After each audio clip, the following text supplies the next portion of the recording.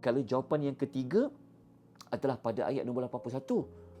Allah mengatakan bahawa Allah yang ciptakan langit dan bumi ini mampu hidupkan manusia yang dah mati. Sebab apa? Sebab manusia ni kecil je nak dibandingkan dengan saiz 7 petala langit, 7 petala bumi. Kalau Allah boleh jadikan kedua-duanya langit dan bumi yang besar ni, maka lagi senanglah untuk menjadikan kembali manusia. Dan jawapan yang terakhir, yang keempat, pada ayat nombor 82 adalah Allah mengatakan innama amruhu idza arada syai'an ay yaqula lahu kun fayakun. Allah Taala ni kalau dia menghendaki sesuatu berlaku, cukup dengan dia kata kun, maka akan jadilah.